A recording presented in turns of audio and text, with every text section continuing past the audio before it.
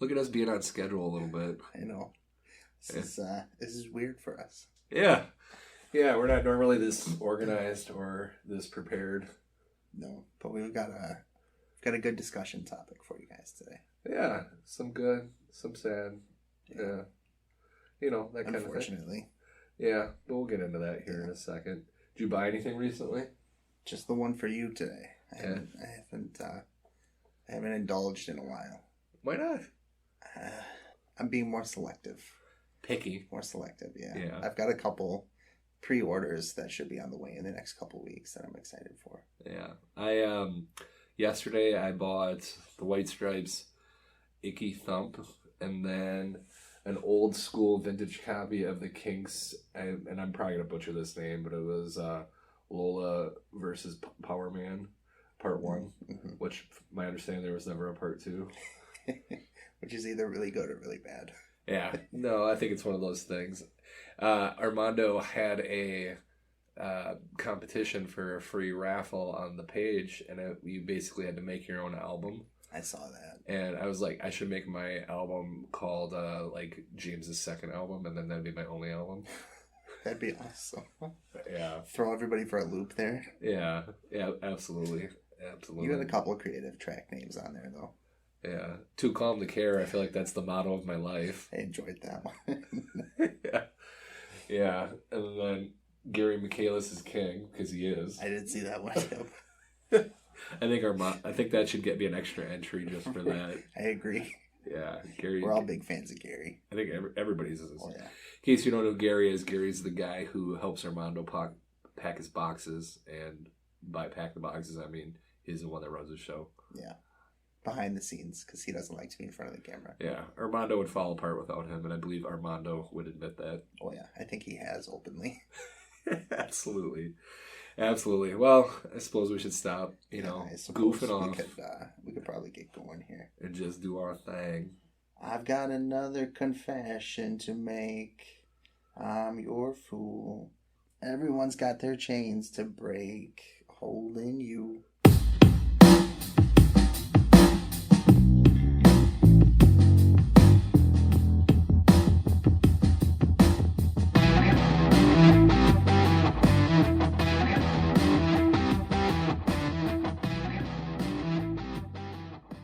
Sorry for butchering that. We could redo it if you want. No, that's okay. We're okay. Authentic. We're not going to edit that out. No, if you guys could have only heard the big chunk I had to edit from the Eminem verse last time. Yeah. But, all right. So, of course, I am James Thorne coming to you from Appleton, Wisconsin, where it frickin' snowed again. It is gross outside. It looks like a frickin' winter wonderland out there. Yeah, I got such bad seasonal defective disorder right now, it's making me sick. So let's not mess around. With me is the guy whose parties are more dope than that time Eazy-E attended a luncheon at the White House with Bob Dole and George Bush. The guy who's the next person to get his conservatorship ended after Britney and Amanda Bynes, Aaron Rohde. I can't believe Eazy-E made it to the White House. Yeah, he was invited. I can't believe that. Yeah, I was like, and he was going to meet Republicans. Isn't that just wild? That's mind-blowing. Yeah, it was the mid-90s in case anyone wants to look it up for the heck of it. So we got a action-packed episode for you. One of the first things we want to talk about is kind of a downer. Mm-hmm. So Oliver Taylor Hawkins, or just Taylor Hawkins as he's known from the Foo Fighters, the drummer, he died. At 48? 50. Yeah. He passed away March 25th in Bogota, Colombia. Now, you may ask, why was he in Bogota, Colombia? Because they weren't touring, were they? Yes, they were. They were? Okay. Yeah, they were on their South American tour, and they were, unfortunately, ended up canceling the rest of the shows. Totally understandable. Oh, yeah. Yeah. Like, I think they were supposed to play that day, if I read correctly. I can't even imagine. Yeah, he had been there for a while. So there's some conflicting information, because obviously a lot of the official information gets released in a different language, as it's Colombia, and then it gets translated. So, as we said earlier, Taylor was 50. And what we're understanding is that he was developing chest pain, and then they called an ambulance. And when the paramedics got there, he did unfortunately end up coding or going down on them, and he did get worked, was my understanding. So, if you're not in the medical field, I spent a lot of years working as a paramedic in the emergency room. Once we get to the point where somebody has gone down and they're no longer have a pulse, it is incredibly unlikely that you will get them back. And even if you do get them back, there's no guarantee that it won't happen again shortly thereafter. Right. So it's nothing against the medical people in Colombia. I mean, it was just probably not an ideal situation to begin with. So Colombian officials were reporting that he had 10 substances in his body at the time of his death, including THC. That could be marijuana. That could be CBD. It doesn't really distinguish. Antidepressants, benzodiazepines, and opiates. Now, that is the official response. There are a lot of unofficial sources that are making comments and claims about this. And out of respect for him, we wanted to make it clear that these are not any kind of official reports. One states that his heart was twice the size of a normal heart. I did see that one. Yep. And I did try my best to find some sort of official source claiming that, and I never did. And then the other one is saying that he had heroin and fentanyl in his system, which he did have a history of substance abuse. I believe it was in 2001. He actually put himself into a coma off of heroin. Now, again, we don't know that this is true. We don't know if this is just someone making a claim to get attention based off of his history. Right. And my question to you, Aaron, does it really matter? No, I don't think so. I don't know what the obsession is sometimes, where we need to try to find every negative thing that someone famous had in their life going on. And if this happened to you or I, it wouldn't matter what they found next to us or, in our hotel room or anything like that. So. Right. We just had the same thing with Bob Saget, where the family had to do an injunction to not get some of his personal information released. Yeah. Here's the thing. Taylor had a long career. He was well loved by musicians and fans. He was dedicated to the band. Right. Ultimately, his death is tragic, and his cause of death is incredibly sad. Right. So, so we wish his family the best, and hopefully, some peace comes down the line. Well, I'm sure the Foo Fighters will take a bit of a break here. Yeah. I mean, you almost have to for touring purposes, but who knows if or when they'll ever record again, too. Yeah, I mean, Dave Grohl's kind of a beast musically, so I think they'll probably and I tour would again. think so. I mean, they almost owe it to Taylor to kind of keep going at this point, I think, too. Yeah, so if you don't know much about the Foo Fighters, it's my understanding that the very first album, Dave Grohl played every instrument on the recording, and then it wasn't until later when he started putting the band together more formally. Taylor did 8 studio albums with the band from 1999 to 2021. And that's crazy that they did that much music in such a short time, too. Yeah, really goes to show the dedication of the band and Dave and obviously Taylor. He was a touring drummer for the band Sass Jordan. I'm going to be honest, I don't know who that is. Mm-hmm. Then also he did tour with Alanis Morissette. I believe this was before the Foo Fighters. 2004, he had a side project, the Taylor Hawkins and the Coattail Riders. They did 3 albums from 2006 to 2019. He also had an album that was due to be released with the supergroup NHC, which consisted of him, Dave Navarro, and Chris Chaney. That is yet to be released, so we do get some material from him coming up. And I'm sure that is awesome. I don't know a ton of Dave Navarro, but what I do know, he's very talented. Yeah. I mean, Taylor was a great musician. I mean, 2005, he won best greatest rock drummer by British drumming magazine Rhythm. Mm-hmm. He was inducted into the Rock and Roll Hall of Fame in 2021 with the Foo Fighters. You don't just get to do that for no reason. And I feel like the Foo Fighters are one of those bands that's kind of, they're a little under the radar as far as, making the Rock and Roll Hall of Fame. Yeah, they got some real rabid fans. Yeah. I would unquestionably say that they have a loyal fan base. Absolutely. I think they, every album they maybe have one or two songs that get real heavy radio play, and then the rest of the album kind of gets glossed over. Yeah. Not to say that it's bad. Right. It's just it's not mainstream hits. And then, all right, you got any more news? No. I think that was the big one that shook the music scene this week. Yeah, there was a weeks. huge outpouring. Like on our Facebook page, I have a news section, and I follow a lot of other musicians, and they were all posting about him. Yeah. John Stamos came out and was very disappointed. So I feel like he's a guy who kind of, he reached out to different branches of art and entertainment too. Yeah, and he shared the text message exchange between him and Taylor, and I don't want to spoil that for you. Look that up. It was kind of a sad. It was. Yeah, absolutely.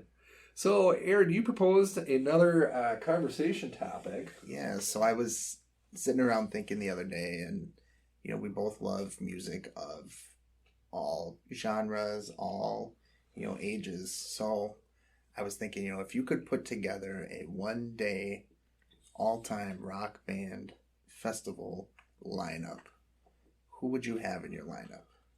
And we obviously this topic could probably go on for hours. Yeah, and that's why we kind of set some boundaries on it. We kicked around the idea of active bands versus all bands, and we decided, you could pick any band, Any time period.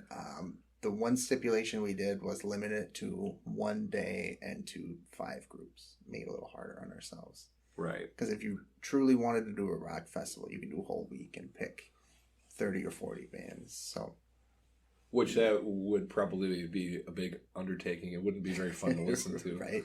No. So, you want to share yours first, or you want to share? Sure. So I did pick my 5, and I also picked a time frame because some of these artists have very lengthy careers. Yeah. Now, I have some bands that are some big loves of mine. So these are really in no particular order. And we have not shared these with each other beforehand, so we will be hearing at the same time you guys do.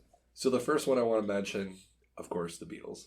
We had talked about this could be really interesting. We could either have lots of similarities or we could have lots of differences. And right off the bat, we've got a similarity here. All right, so I'll give my thoughts on the band, then you can give your thoughts on the band so we don't do repetitive content.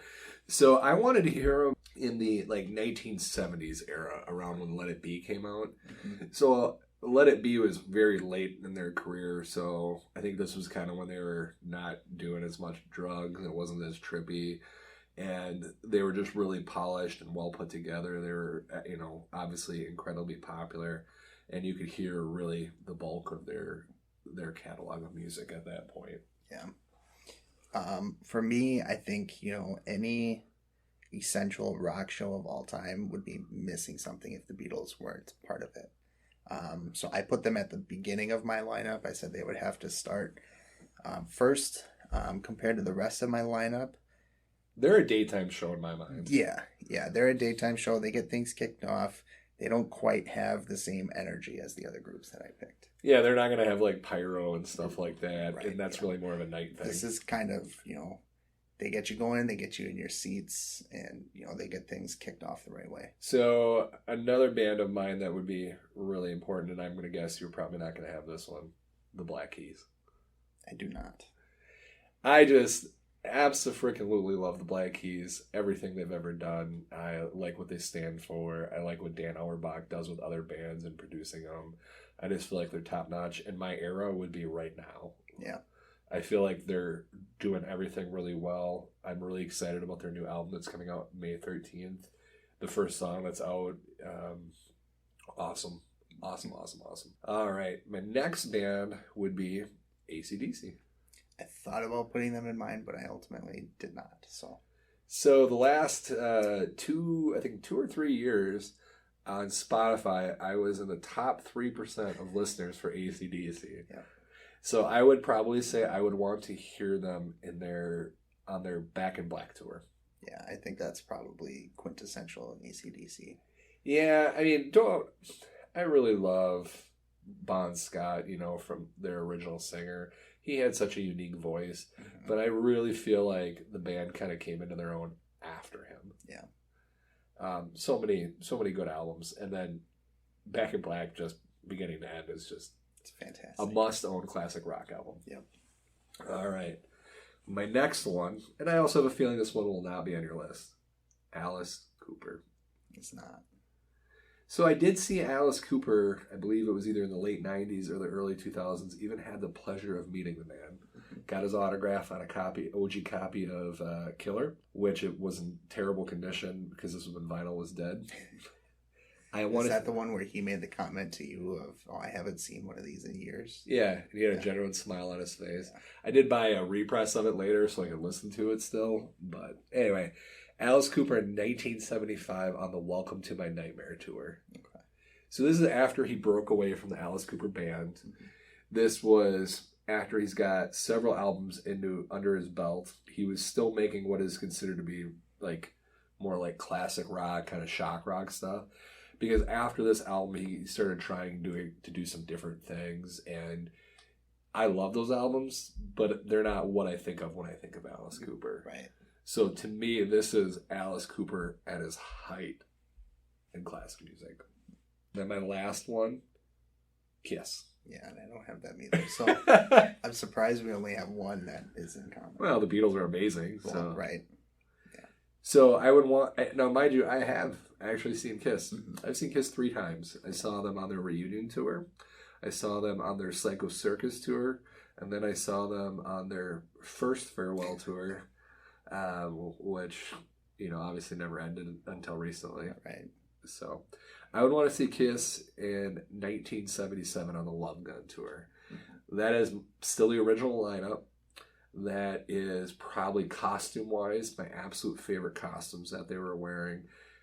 After this album, they kind of started experimenting with disco, and then the band would ultimately start falling apart. This was Kiss at their best, in my opinion. Do you have a copy of Love Gun yet?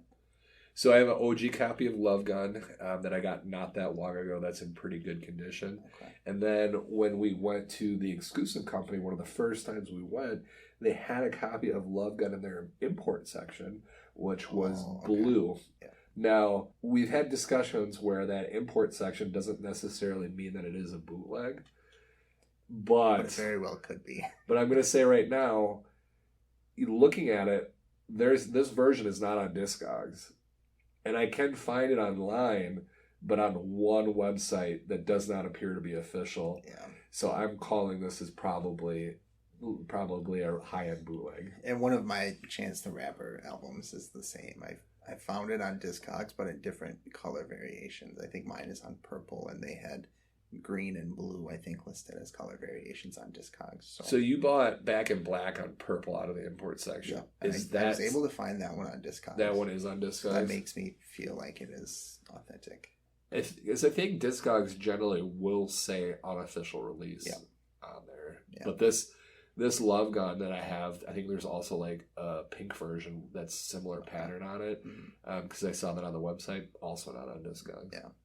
So I right now, honestly, I have it pulled out of my stuff, and I'm probably gonna sell it. Yeah. So, did I tell you that one of my Black Keys records got damaged? No. So scratched, damage, or by my wife? Oh boy. So I have a Kalex shelving system that's quite large, one of the bigger ones, and on top of it, I have a Lego pirate ship mounted, my grandpa's guitar on the wall, and then I've gotten to the point where I have so many records that I had to move my sliders that you put the sleeve in to display the front of the record when you're playing it up top there. Okay. So I got the Black Keys Brothers out, which is a double LP, and it was a little dirty. So I cleaned it off, and Chelsea has this little yarn bucket that she has, and she puts it up there on top of it. Now, I took that yarn bucket off and I didn't really have. We put it up there so the cats don't eat it, and I put the rice paper sleeve down on top of the shelving system, and then I put the record on top of that. What does Chelsea do? She comes in, she grabs that record bucket, throws it right on top of the record, or the yarn bucket, throws it right on top of the record. Oh boy. This album, Does it still play? oh, it plays just fine, Okay. but it's one of my favorite bands. So Yeah. needless to say, I was a little unhappy about that. Yeah, I can imagine.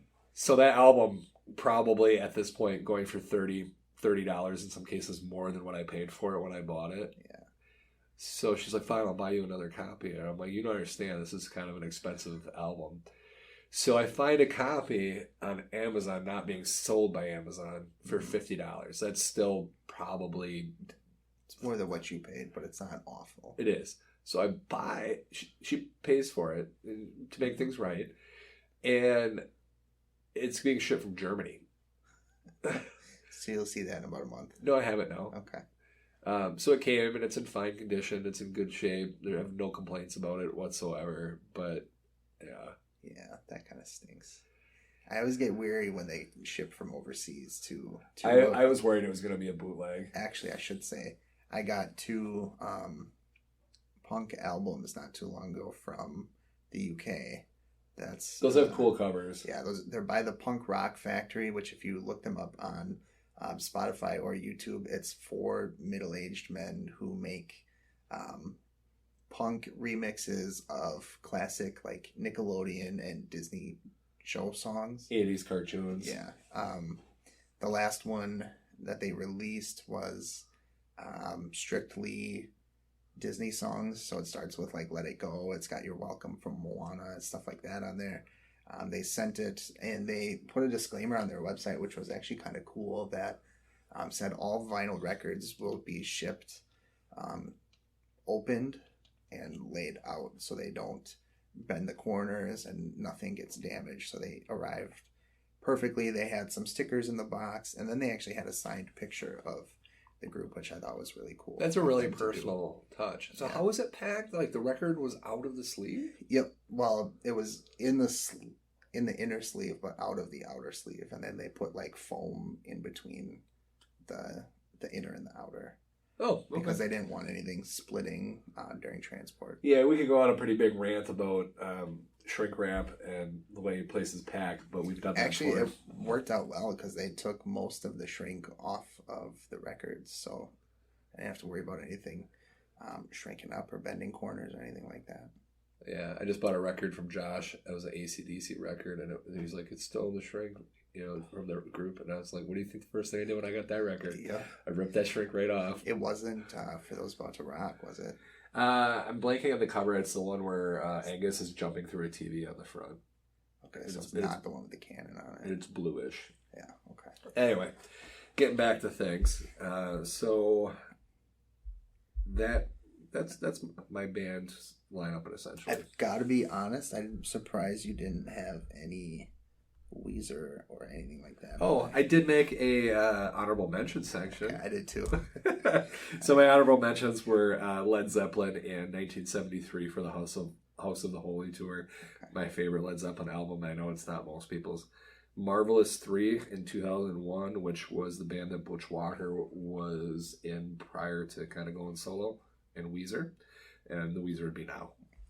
So for me, we already kind of talked about, I would have the Beatles starting off. The Beatles? Yeah. They would be kicking things off for me, and after them, I would have Bon Jovi on. That's a little surprising. So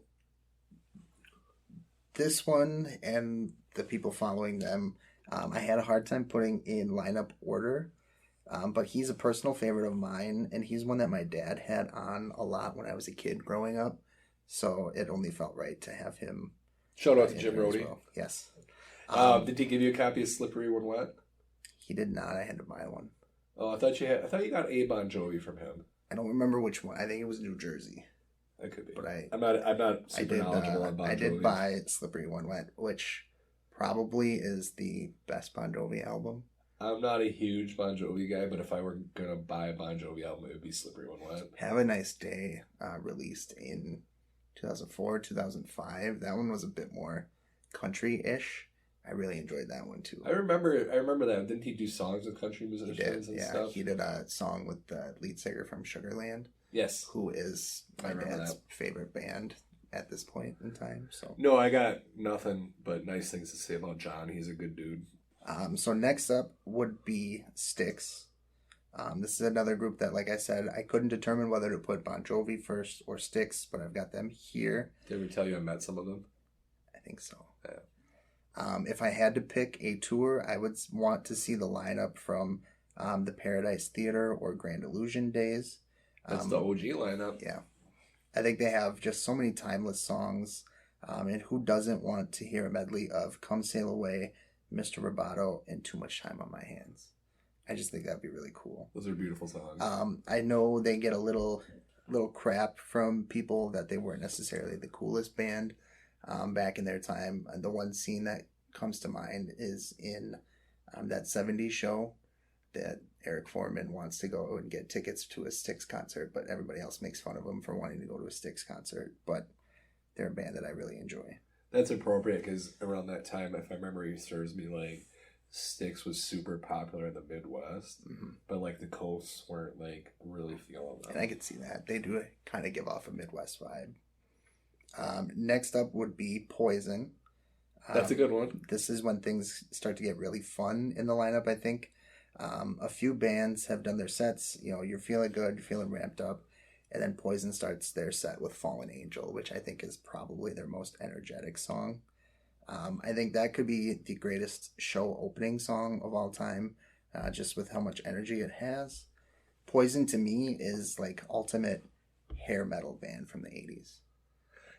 I'm more of a Motley Crue guy from that era. I could see that. Yeah, for me, like I think hair band in the 80s. I think Shout at the Devil. I could see that one too, I guess. But yeah, it's different group. Like Poison at that point was more like mainstream about having fun. Like Motley Crue at that point was like, we're gonna put makeup on, make our hair big, and then we're gonna beat the crap out of you. Yeah, and I think that's fair to say. Yeah. This is one that I scratched the hell out of my dad's CD when I was younger, just because we played it so much. Use your chance to apologize. So I had to buy him a new copy for Christmas a few years ago. Nice. Yeah. So then to wrap things up, and this one may be a little controversial, but I'd have Queen out there, and it's not this Adam Lambert Queen crap that's going around now. It'd be Freddie back in the day. Well, you mean the greatest frontman of any band ever? Exactly. Reason being, I just think, if they play their greatest hits, there's nobody who puts on a show the way Freddie and Queen did back in the day. So I think they would be, perfect to close things out, end things with Bohemian Rhapsody or We Are the Champions or, any of their other greatest songs, or even Don't Stop Me Now would be a great one. Yes, I love that. But yeah, I think they would be the ultimate closer for me. No, I love Queen. Queen is beautiful. Yeah. So now, for my honorable mentions, I did have AC/DC in mine. I had Weezer in mine. And another two that I had were potentially either Green Day or Linkin Park. But I think Linkin Park would be hard to fit in with a bunch of other bands, too. I think it, for the purpose of this thing, I don't think that would have been wrong for you to mention that. But I think if we were doing an actual show, Linkin Park would not fit in with the rest of those people. No, they wouldn't. Because they're still They'd be day two. Yeah, that'd be like the show where you have like all the new metal people. Yeah. Did you see Limp Bizkit's touring again? I did. I do appreciate the title of the tour. Was it Limp Bizkit Still Sucks Tour? Yeah.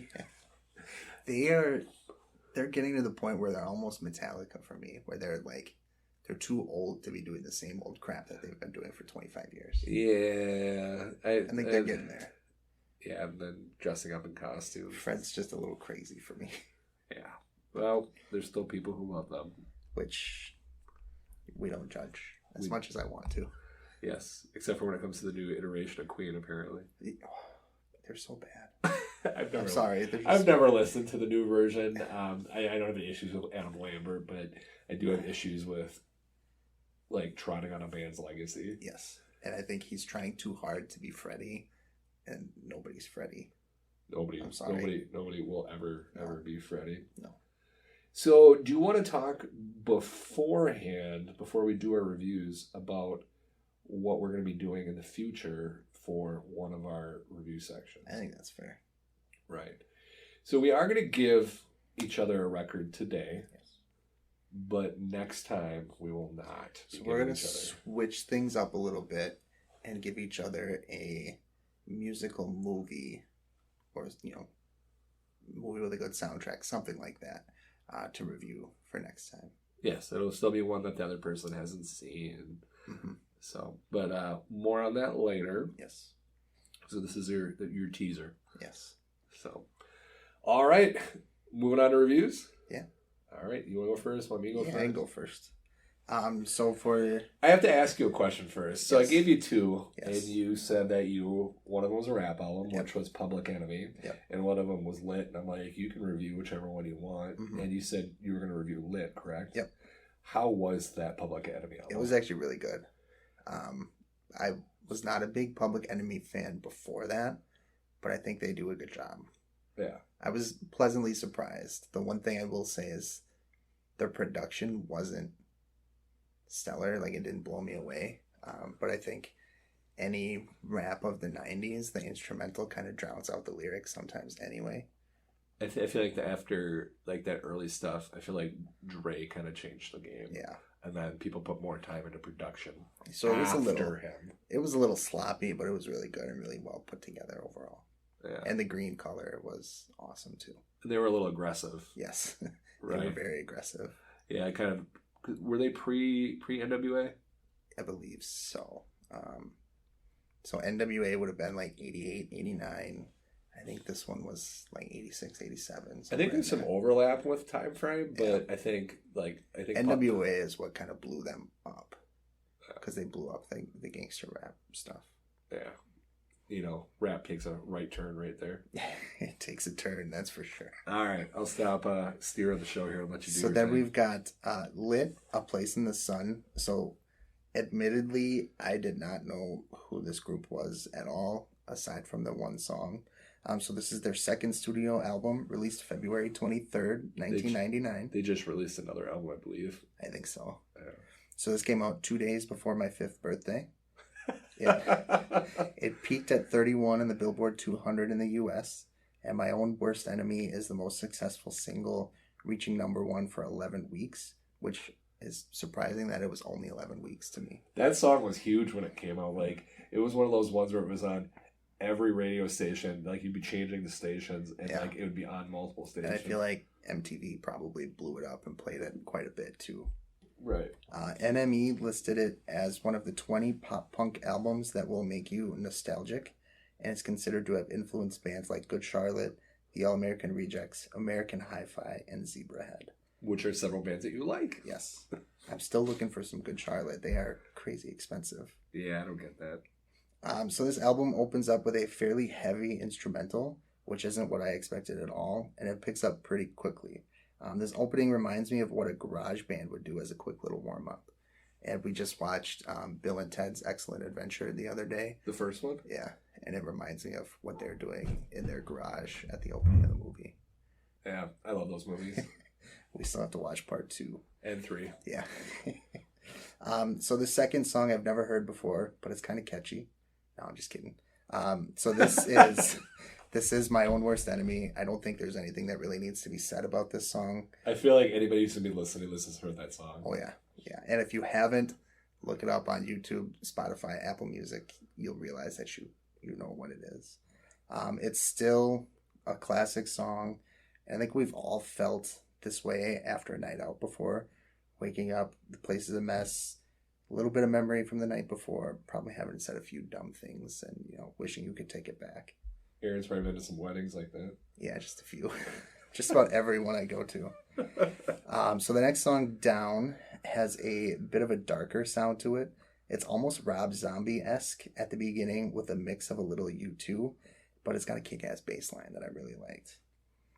Miserable is a song I didn't expect to be on the album. The way it starts, you think it's going to be a love song, then it hits you with the line, "You make me completely miserable," which... I think we've all been there before, whether we like to admit it or not. Ziploc is a song in which I can hear that they influence these other bands. It's got the classic features of pop punk, and I hear Good Charlotte in the vocal style of this song. It does, however, use a few synth sounds, which are a little out of the norm for this era of punk music. Lovely Day may be my second favorite song on the album. I love the little high guitar riff that there is, the energy of the song, and the overall way it's put together. It's just fun, high energy, and I listened to that one a few times. So the song Happy is another pleasant surprise. You get horns on the album for the first time here. They're singing about looking for themselves and how they wanted to be happy, but they aren't at that point yet. It sounds like he recently went through a breakup or working on themselves. It's also got a few changes in the middle with tempo, tone, and lyrical style, and this is where you get to see the band's range. So for the two questions we always ask, would I have bought this for myself? Probably not, just because I didn't know the band aside from the one song. Will I be keeping it? Absolutely. This is exactly the type of stuff I've been listening to lately. It definitely scratches that pop punk itch, and I can hear something very nostalgic and a very good pick. That makes me happy. Yeah, because this is one of those instances we didn't talk about this at all. Right. Yeah, so I didn't know what to expect. Yep. This was an album that had been sitting there by itself for quite some time. I believe that. Yeah. And then I almost bought it for myself more than a few times. Mm-hmm. And I have not yet bought that for myself. So this would be probably one of those ones that I'm going to be like, man, I wish I would have bought that for myself later. Actually, not unlike what I got you today. Yeah. Okay.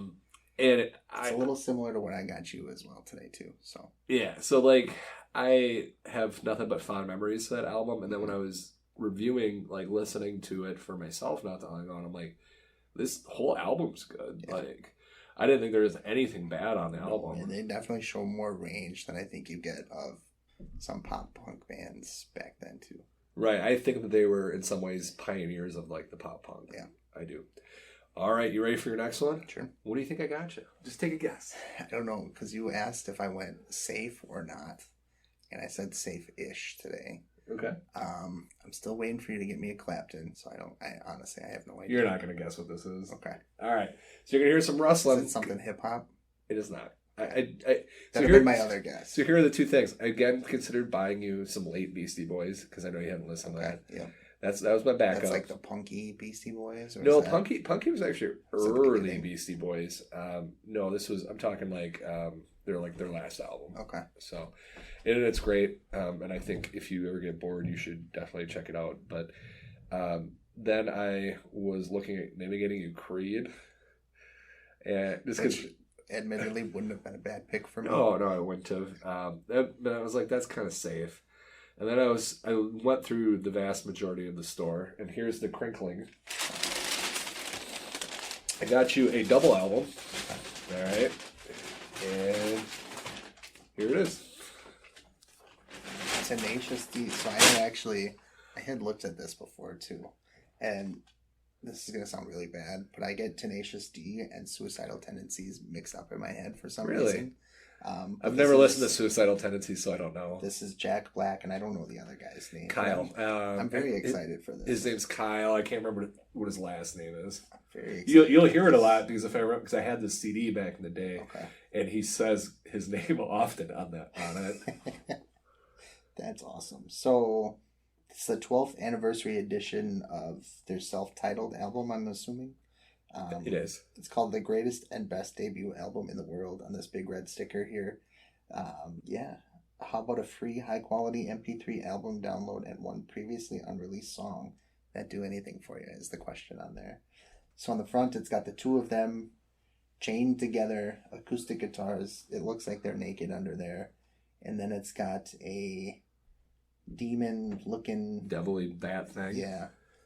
And it's got the same devil kind of on the backside and two babies, which I'm sure they got some backlash for that, looking at that. Probably. In the same way Nirvana did. So, I don't know if you know much about Tenacious D. So before they ever put an album together, they I think they were like on HBO and stuff like that. And they were doing songs. So my assignment to you, in addition to this album, is I want you to find the very original version of the song Tribute, because it is different than this one. Okay. And you should be able to find it on YouTube, because they play an actual famous song, because they're talking about how this is a tribute to the best song ever. Okay. They play the actual song in that version of it. So I just think Interesting. I need you to hear it. I want to say it was HBO. Was where these were all originally played. Yeah, from my knowledge, they are kind of like they're supposed to be like a parody of a rock band, for lack of a better term. They had a movie and stuff too. Yeah. Yeah. I'm a big Jack Black fan, actually, so I'm excited. I thought you were, and like that, I listened to that a lot. Like that, like if you, I didn't think you were going to, but if you were like, I hate this, I would gladly take that. No, and that's something I never would have thought to buy either. Yeah. It's just something I kind of looked at and say, oh, that's interesting. Yeah, I was like, oh, when I found out like this is good, I'm gonna buy this for him. No, I'm excited for that one. Good. And I know we're kind of teetering on like, you know, a little bit of burnout again where, you know, you're getting a little frustrated. So I wanted to get you something that you'd be excited about. Yeah, I feel like every time I go to the store, it's the same stuff now. Right. And it's almost overwhelming to go in there and you don't even know where to look for anything new. So yeah, that'll be something different to freshen things up a bit. Yeah, and then, you know, like the vinyl shortage doesn't help right now. Like here's a good example of that. Weezer's Seasons Spring EP just came out, and if you go on their website to order it, it says it's not even going to ship till February of next year. Yeah, and that's an estimation. Yeah, that sucks. So I wonder if they're just waiting for all 4 seasons to be released, and then I don't know why they would it that way. I don't know why they would do that, because they do definitely have them listed separately. There's 2 versions. There's like a greenish version, and then there's like a reddish version. I probably ultimately won't pre-order it. My guess is it'll probably ship a little bit before February. It's one of those that you'll forget you ordered before it shows up. Right. I think I might pre-order the reddish one just because I feel like the green one will probably be the one that most people will probably go for. Yeah, that's a safe bet. Yeah. So when you got stuff like that going on where you can't get a lot of the stuff that you want, it kind of kills the buzz a little bit. Yeah, it does. So then I know next Friday Orville Peck's new album Bronco comes out. I'll probably be picking that up. They had the display at the store today with all the new releases coming up, and that was listed on there. Yeah, and then Jack Black's one of 2 albums coming out this year also comes out that same day. Yeah. The Bronco, I've listened to a good chunk of it because he's releasing it in groups on streaming. Jack Black's album, I've only heard a couple songs from it, and I either love them or hate them. So I probably will listen to that on streaming before I buy it. Same Jack Black, or is that a different Jack Black? I misspoke. Jack White. Jack White, okay. From the White Stripes. Okay. Yeah, I think I got Jack Black in my brain. Yeah, that's my bad. That's okay. All right, so we're going to go over the album that Aaron got me. That is Neutral Milks on Avery Island and Expansion to a Quartet. They had a lot more copies of that in there today, too, which was pleasant to see. They did. So if you are a previous listener to the show, you may know that I got Aaron a Neutral Milk album at one point. Yes. In the Aeroplane Over the Sea, I believe is what it's called. Correct. And as far as I know, these are their only 2 albums. Yeah, it's the only 2 that Spotify has listed. Right. And I did do some research, so let's dive into that. So, formed in Rouston, Louisiana by Jeff Magnum. They were active from 1989 to 1998. They took a break, and then they were back at it from 2013 to 2015. The band is known for their deliberately low-quality sound and take influences from indie rock and psychedelic rock. This particular album was released on March 26 in 1996 and September 30th in 1996. The album originally sold about 5,000 copies, which the label considered to be a success. See, and that doesn't sound like much to me. Yeah. Going into this album, Jeff Magnum and childhood friend Robert Schneider had very different visions. Schneider wanted more of a expansive Beatles sound, where Magnum insisted on a lo-fi sound. So, I'm not going to go super in-depth into this, but there is a whole thing with this album in the early days of like streaming music online and music online.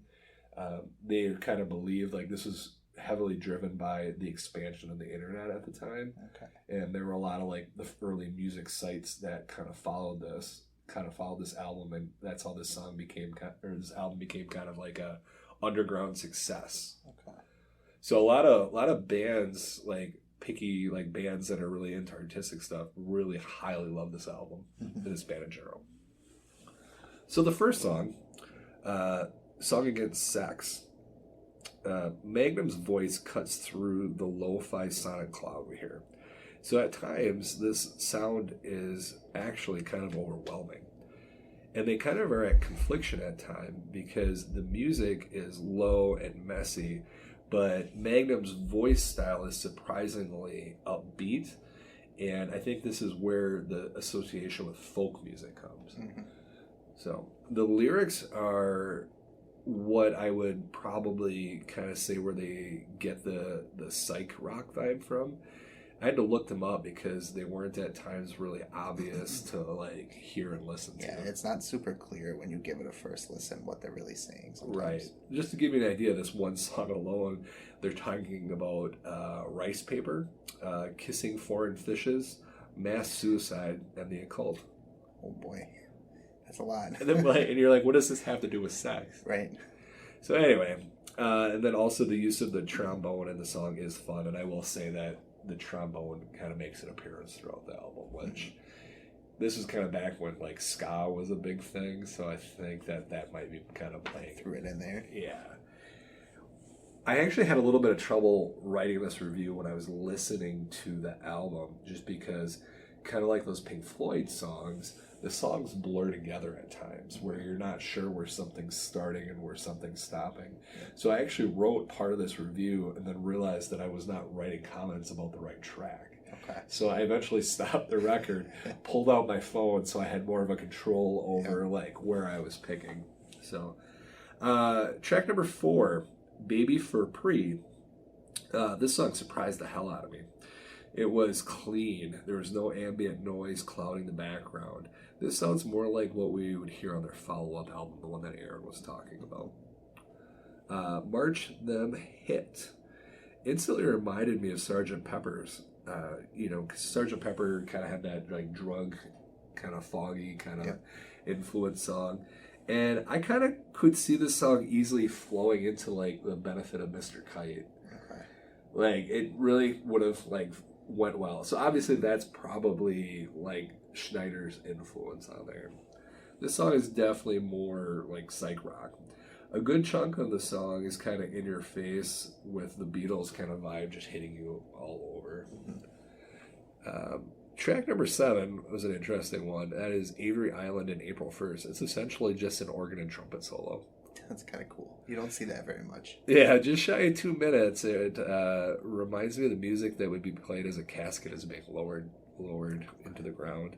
Don't get me wrong, there's kind of a sweetness about it. Like, it's not a depressing song, but there's kind of like something final about it. Yeah.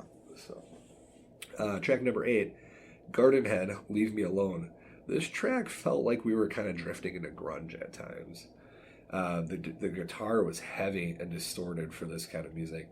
Kind of that ambient, like I would almost say like synth effects in the background on a lot of these songs, they weren't there. The lyrics were extremely angsty. Mm-hmm. So I found that like I was like, am I listening to a Nirvana album? Maybe not quite there. So kind of the final verdict on this. Would I have bought this? Yes. The album that we talked about earlier, In the Aeroplane Over the Sea, is a must own in my mind. I agree. Yeah, like it's just that good. Now, there's a huge cult following for this album. I think my positive experience with the other album and knowing how beloved this band is, I would have got there eventually. So, will I be keeping this? Absolutely. Great pick. Aaron kind of prioritized a certain section in my collection for me. If you're a fan of grunge, alt rock from the 90s and late 60s Beatles, you're probably going to like this album. So is there anything on there about like why the band broke up? Like did somebody pass away, or is it just they took a... I'll tell you what I found out about that, paraphrasing from memory. I just want to kind of finish this section here. Blending elements of all of these areas kind of gave this album kind of a very like niche feeling to it. So if you're thinking about giving Neutral Milk Hotel a chance, definitely start with Aeroplane Over the Sea and circle back to this one if you like it. This is still a really solid album. So to answer your question, what I gathered out of it is, they got kind of a lot of attention online, Okay. like when they were getting started out. And they started touring. And by a lot of accounts, Jeff Magnum kind of started to have depression over it. And he really started to hate all of the attention that he was getting. Okay. So that was why they took a break That makes with sense. it. And then they started playing again. And then the same thing happened again. I get that. So that just says to you, like, Spotlight's not for everyone. No. They didn't say, like, they were feuding, they were having Yeah. drug problems or anything like that. I mean, I think you are a guy that wouldn't like an insane amount of attention. So, like, I can kind of see that kind It's of probably thing. a guy or a group of guys who just love making music, but they don't love the other stuff that goes into it. Right. Absolutely, which is how we feel about And in today's world, nursing. right? we like helping people, but we hate a lot of the stuff that goes along with it. Exactly. In today's music world, I don't think you can really have one without the other. Right. I don't know if you can. Right. So I'm sure, like, I haven't really checked up on, like, what Jeff Magnum's doing, but my guess is, maybe he's producing or doing some behind the scenes or something. Right, and that's his choice. Right. He gave the world two albums and an EP that people love. And good on him for being able to recognize that, this was the root of some of his problems and get himself out of it too. Right. Right, absolutely. So that's all I got for that review. Ready for what's next? Oh, yeah. So I told you this is a group that you will probably know. And admittedly, I did see the back of this when you had it there, and I'm like, and which I can see right now. I have no idea what that is. Okay, no, that's good. It's very Actually, it's very anime-esque on the back. Actually, seeing the guy by the clock, I might have a guess of what I it think is. you probably do. Is it My Chemical It Romance? is. So this is Black Parade. I actually have watched that music video in the past, and I did definitely like that music video. I love that song. I think it's the modern version of Bohemian Rhapsody. Right, but I can say I've not. This is a good choice. Like, this is a band that I've had interest in. It's from an era that I really wasn't listening to a ton of music, and it's different from what I normally listen to. It's a great choice. This is actually an alternate cover art than what it was originally released with, so I had a hard time recognizing the album until I looked at the sticker with the name on it. So that was I just remembered this costume in the music video.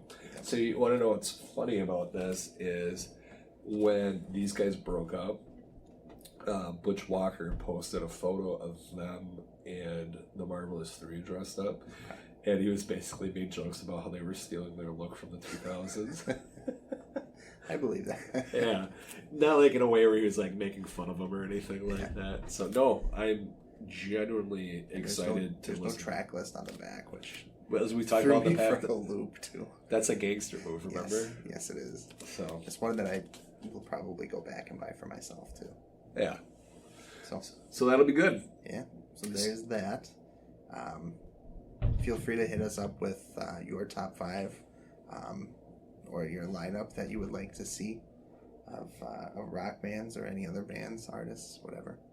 Yep, just remember we are on the Facebook. That's the best way to interact with us. If you like music memes, you like sharing music news and so on, I do try to post on there on the regular. Yeah. Tell your friends. Feel free to hit us up on Twitter. We don't check that too much, but we're available on that as well. Yeah, absolutely. So one of the most important things that we always want you to remember, There's no more vinyl. there's no more vinyl.